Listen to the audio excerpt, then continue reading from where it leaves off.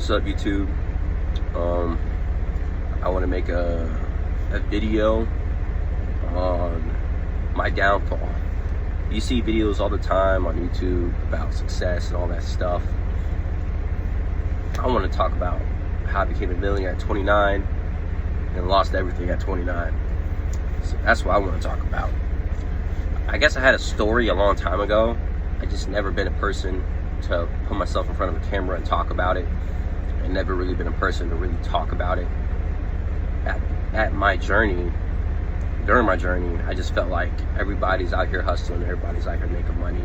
I don't know, it's like you're not really paying attention to what's going on around you, just really focusing on yourself. But what I did for business was I got into trucking. I did other stuff too. I done car rentals, I did Airbnbs, but I didn't really make a lot of money from that. Most of the money came from trucking, and it took me, you could say 6 years from quitting the job, and then 5 years finding my way into trucking and finding out what's going to work for me. One thing you're going to learn, just because something works out for somebody else doesn't mean it's going to work out for you. I tried different things.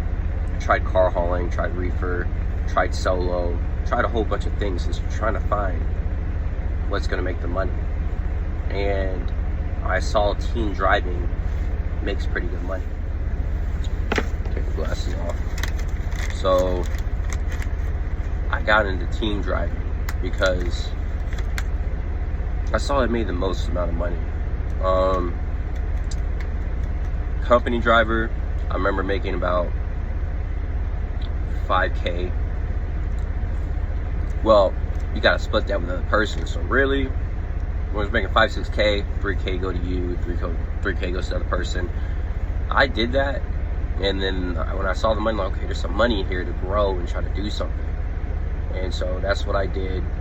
And then I decided, like, hey, let me try getting my own truck and, make some money. And I did that, and was making like, I have to edit this too. So I got into team driving, and a team truck can make, depending on what you're running, anywhere from 5 to 7K a week. And that's at least for driving. And it's depending on what you're pulling. But what I did though, don't listen to all those videos on YouTube talking about start your own authority, you're gonna make a lot of money. I see this guy all the time on YouTube, a whole bunch of people talking about box trucks, and they're pulling like airplane parts and stuff, and they're making $1 million a year and all this crap. You gotta understand, that's their niche, that's their contract.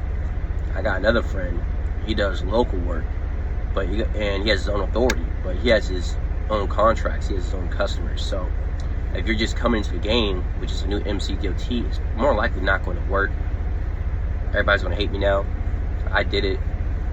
Tell you it ain't going to work. Those people built a relationship, all that stuff, and this shit takes time. If you're a new company and you're only working with 20 grand, don't start an MCDOT. I mean, if I was going to start my own MCDOT again, I'll at least have 100,000 saved in the bank, because for the first year you'll be pulling crappy freight, and you're just gonna be trying to sell yourself.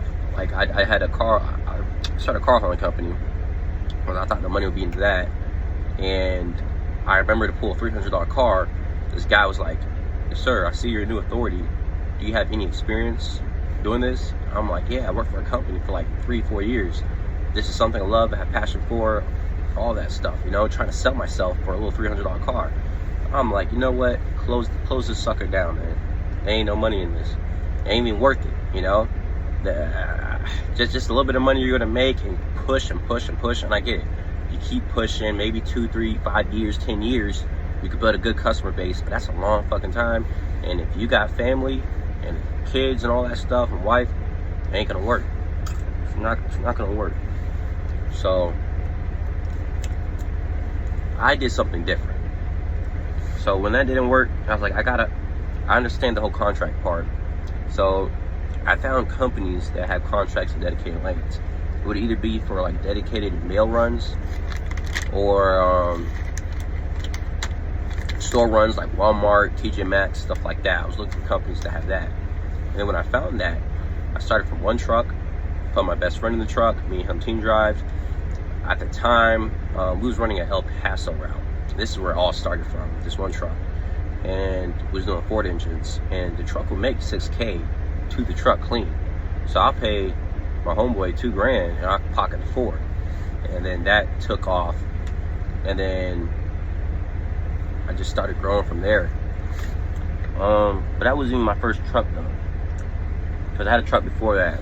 I couldn't keep up with it. It was a brand new truck. I let that go. But back on topic, that's what took it off.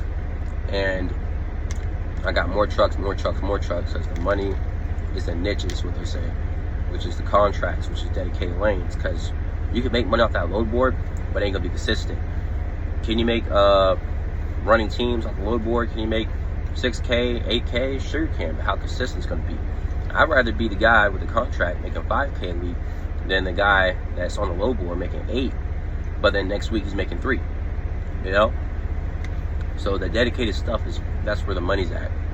But all the YouTube videos, people saying money in trucking, no it ain't. No it ain't. I just feel like the failure rate for trucking is just so high. You can do everything right. You can calculate everything right. You can do the numbers right. I had everything down to a T. I figured all the crap out. You know? I was doing everything by myself. Maybe that could have been a problem. But the real problem was the drivers. They don't care about your equipment. I had like 3-4 drivers. With all my trucks, I think I gotta look at the thing. I think we had like 14 drivers. And they would just tell you, oh, Cody, I'm just a driver. Like, I had a problem with the AC compressor. A driver had a problem with the truck saying the AC don't work. I told him, hey, get out, look at the AC compressor and tell me what it's looking like. What's that? Is it this? Fucker points at the alternator. You know what I'm saying? It's a freaking joke. And I'm like, dude, that's not the AC compressor, man. Oh, well, I'm just a driver, Cody. I'm like, what the whole, you went to fucking trucking school to understand every component in a fucking truck. You know, your pre-trip, you know, when you got your CDL, you got to point at the engine and explain what each part is. These drivers don't know nothing. So, yeah, I was just one of the situations. I had drivers that won't come to a complete stop when they're reversing, and it's an automatic truck like the Peterbilt. Transmission went. That was like 25K. This is a whole bunch of stuff, man. But these drivers just don't care. All they care with the team stuff, because they came to me. It was easy for me to get drivers. Damn, my hair messed up. It was easy for me to get drivers, but how to say it? Making them wanna see the value of this and making them wanna stay was the problem.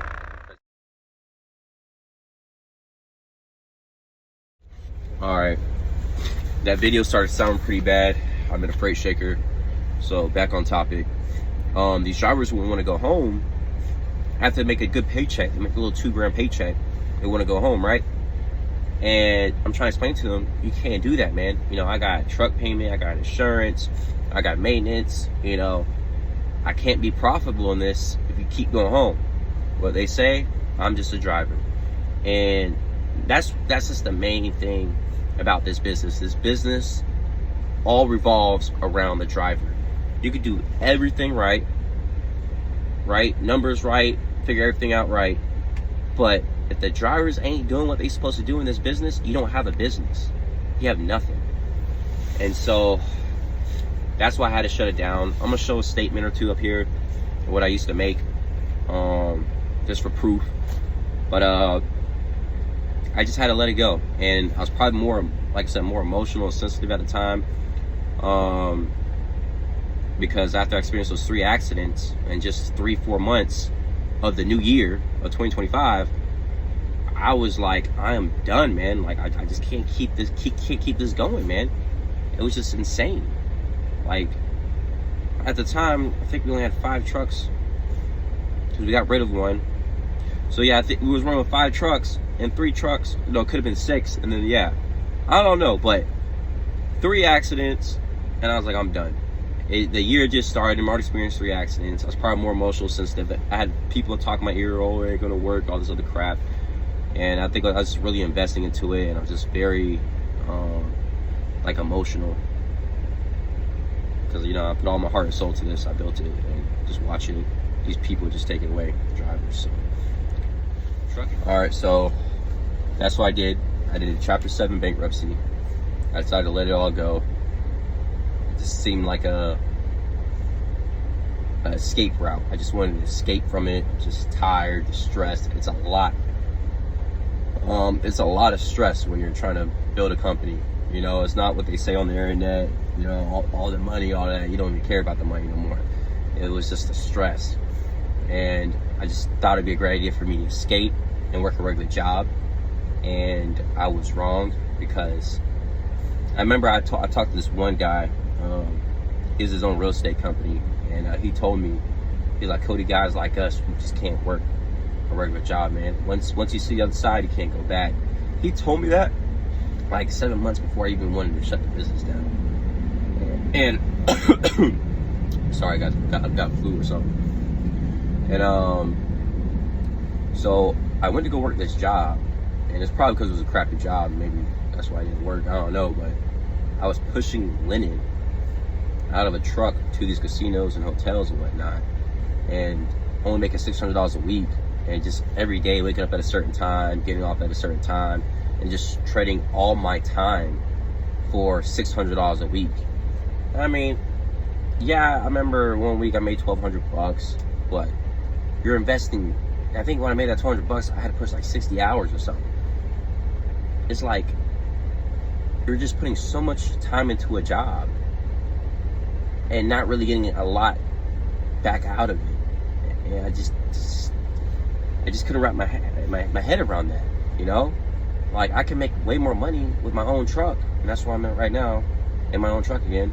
But I can make more money in my own truck, work way more or less hours. I can work, at least what I'm doing right now, 40, 50 hours, and make double, triple that, So I just couldn't do it. I started having SVT attacks, and I think it was a lot from the bankruptcy and stress and everything, working a regular job. Started having these heart palpitation stuff, and I'm on heart medicine for it. But I haven't had any problems now since I jumped to the other side. But what we're going to be doing soon is me and my cousin, we're going to go back into team driving. And just one truck operation, team driving, because like I said, team driving is way more consistent than solo. And what we're going to do is we're going to hop into real estate.